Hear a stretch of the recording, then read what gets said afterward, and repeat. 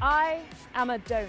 That's what this guy, John F. Kennedy, is sometimes accused of having said in his iconic 1963 speech in West Berlin. Yes, in German, a Berliner could refer to a person from Berlin or this kind of jam-filled donut. But many Germans refer to this as a Krapfen, and in Berlin it's known as a Pfannkuchen, which translates as pancake. Confused? Me too. If the American president had been more literal and claimed to be an American, it wouldn't have helped him much either. In Germany, this sugary treat is known as an Amerikaner, or American. Okay, enough of the baked goods. Today, we're taking Meet the Germans on a transatlantic trip. I want to find out, just how sweet are German-US relations?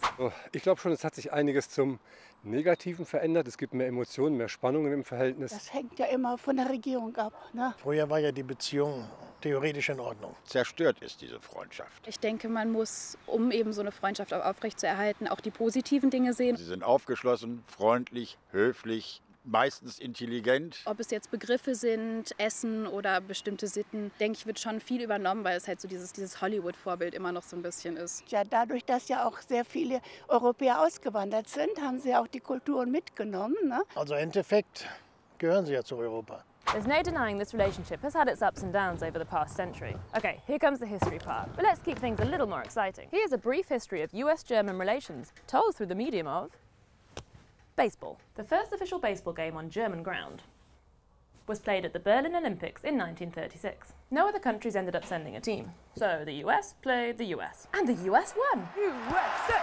USA!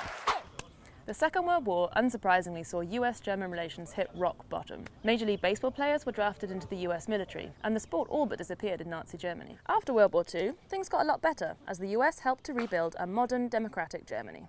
The occupying Americans wanted to teach the Germans the American way of life. And one way to do this was through sport.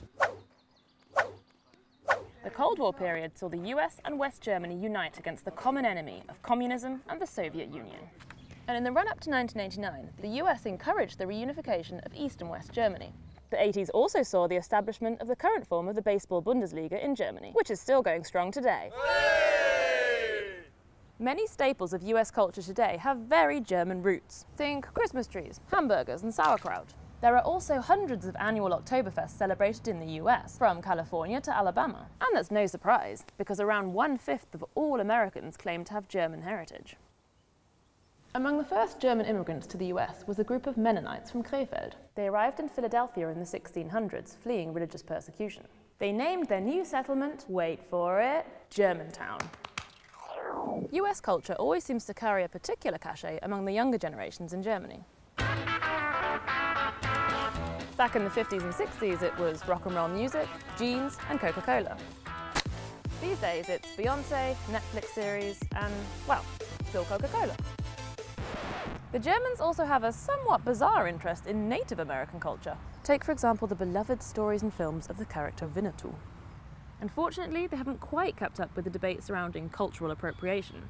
Germans dressing up as Native Americans for Carnival can come as quite a shock for visiting Americans.